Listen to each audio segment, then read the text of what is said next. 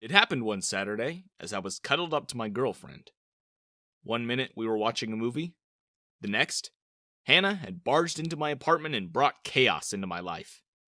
Hi, I'm Greg, and let me tell you about the time my elementary school crush showed up wanting to marry me on the spot while I was at home with my girlfriend. But before anything else, don't forget to like, subscribe, and hit that notification bell icon to show your support for me. Hannah's face looked like a maniac's. Her eyes were wide and crazy. She pulled me up from the couch and into a tight embrace as she assaulted my face with 100 kisses. And when she pulled away, her gloved hands offered me a gold ring that glinted in the light. Oh, Greg, Hannah exclaimed. Oh, I'm so glad I got the right address. I thought for a second I'd gotten lost, but the nice old lady told me you lived round here and pointed your house out for me. Oh, I'm so happy I found you. Finally! Now, are you ready? Huh? Ready? I asked. Why was she in a wedding gown? And what did I have to do with the ring she kept shoving at my face? For our wedding, silly, said Hannah. That was when my girlfriend stood from the couch and said, What the heck? Hannah jumped from the sudden appearance of a person she didn't even notice, and without missing another beat, she turned on my girlfriend and said, What the heck to you, too? Who are you? My girlfriend laughed in disbelief. Who are you?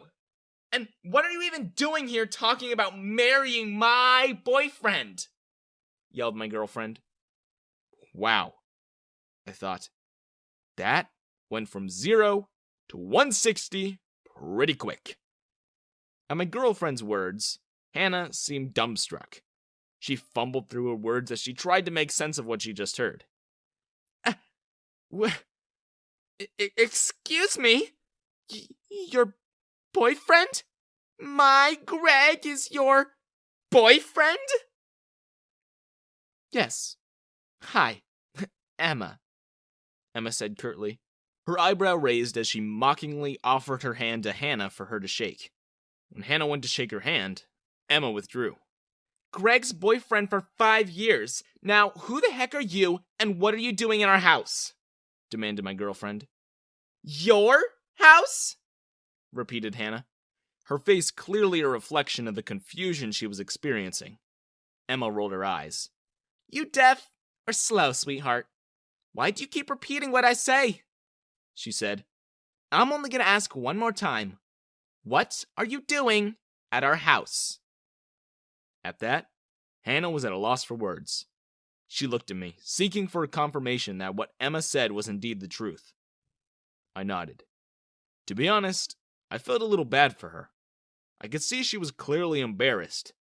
But who just randomly drops by to a guy's house and expects him to be ready to get married?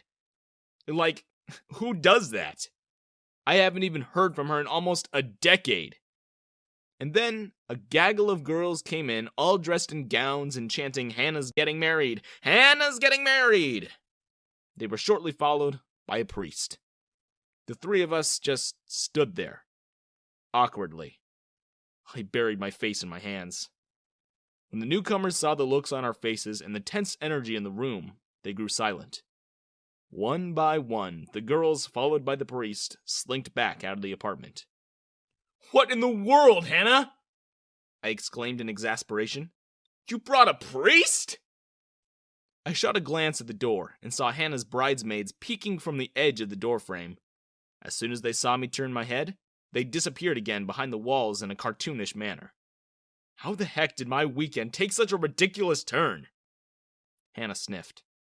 It sounded like she was about to cry. Remember that letter you sent me when I moved away? I didn't see how much you meant to me then.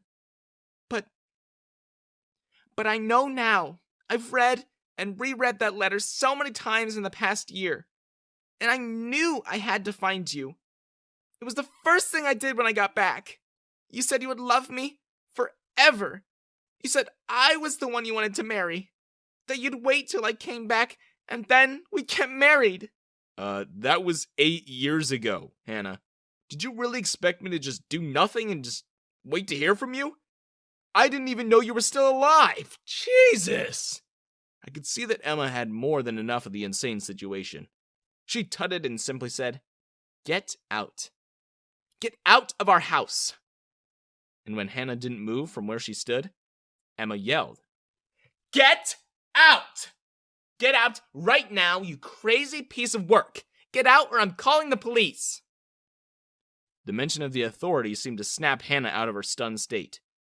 She turned on her heel, and before anyone else could say another word, she was out of the door. We could hear her bridesmaids-to-be chasing after her and calling out in concern, "Hannah! Hannah, come back! Hannah, are you okay?" That night, dinner was a bit more tense than usual. Emma kept shooting me looks of derision. I wanted to apologize, but what was I gonna apologize for? I didn't do anything. So I said, "What? Why are you looking at me like you caught me cheating? It's not like I invited that nutcase over." "Didn't you?" said Emma. No, I didn't. Why would I? Weren't you listening? I didn't even know she was alive. You know you're the only girl I've ever actually dated." Emma sighed, and then her expression changed. You're right. I'm sorry. I got paranoid. Like, a girl shows up at our door claiming you need to marry her, and It was just as crazy for me as it was for you, I assured her. That was ages ago. I don't even remember why I liked her in the first place. Emma threw one of her peas at me and she laughed when it hit my forehead. You better not start remembering then. I'm not losing you to some psycho, she said. That wasn't completely true, though. As soon as I saw Hannah, feelings came bubbling back up from the deepest recesses of my memory. She looked as beautiful, if not even more beautiful, as she did all those years ago. And despite how crazy she acted that day, I couldn't help but admire how hot she'd become. I tried really hard to push those thoughts back down. I love Emma. I really do. She was there for me every day of the 5 years we were together. I wasn't just gonna throw all that away for some pipe dream that I had when I was a kid. That night, as I lay in bed, I couldn't help but play out hypothetical scenarios in my head. In my imagination, I pictured waiting at the altar to marry the girl of my dreams. As the figure of a white-clad girl slowly walked down the aisle, I toyed with the idea of seeing Hannah's face behind the veil. And then I shook my head, and the face of my imaginary bride turned into Emma's. If you asked me there and then, no question I would have chosen Emma. But somewhere, there was still a small voice at the back of my head rooting for Hannah. And then, the bedroom window slid open, and climbing over the window pane and appearing from below like some monster of the deep, Hannah stumbled into my room. I cursed under my breath in shock. "What? What the heck are you doing? What are you doing?" I shouted in a whisper as I hurried to Hannah, pushing her back towards the window. "What are you doing? Get out of here! Emma's just downstairs. How the heck did you even climb the wall in that dress?" Hannah put a finger against my lips. Her finger was warm and soft. I wanted to kiss her. And then I shook my head again, snapping out of Hannah's spell. "Shh." Hannah quieted me. She hugged me and kissed me on the cheek. "Shh. Don't worry. I'll be quick. I just wanted to pop in to say I understand now. You want me to fight for you. I won't give up. I promise I'll fight for you."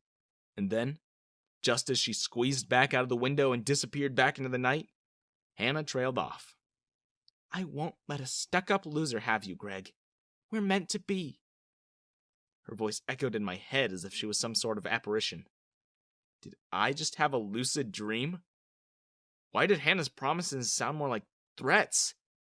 Oh, please tell me this isn't the real life. The door to my bedroom suddenly opened, and I saw a confused Emma standing there. "Who are you talking to?" she asked. Was I? I asked in as innocent a voice as I could manage. "Oh, that? That was nothing. I was just thinking out loud." "Weirdo," said Emma before she kissed me. "Anyway, I said I was going to spend the night, but my sister called. She said something came up at home and my mom needed me. Don't wait up. I'll be back in the morning, okay? I gave her an exaggerated look of disappointment. I'll make it up to you, okay? All right, I'm going. Lock the doors, all right?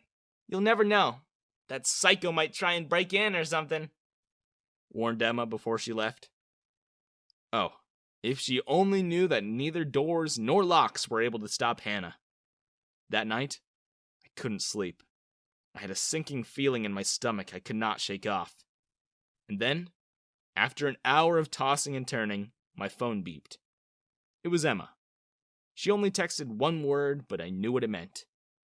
The message read, Hannah.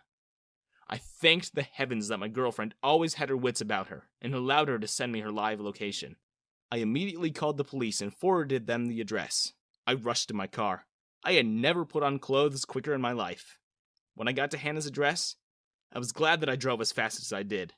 Any longer, and Hannah would have gotten away with her plan. Emma was bound and gagged, and Hannah was busy brewing up a potion of poisonous plants. The house was a pigsty. There was cat poop everywhere, and it looked like an episode of Hoarders. I was quickly followed by the cops, and they arrested Hannah. I untied Emma. As soon as I removed her gag, she kissed me and thanked me. She was in tears and afraid for her life. I shot Hannah a dirty look before she got taken away, and when she saw the hate in my eyes, she began to cry. And then she yelled, We're not done yet! I'm not giving up, Greg! I'm coming back for you! She was still wearing her wedding dress. I ended up marrying Emma a few years later. We're expecting a baby soon. Hannah was sent to jail. But even so, we still took out a restraining order against her. Just in case. Sometimes when I see a bride wearing a wedding dress, I still do double takes, just to make sure it isn't her. I always scan crowds to make sure she isn't around. And at night, I always lock my windows. I have to admit, Hannah still has me paranoid.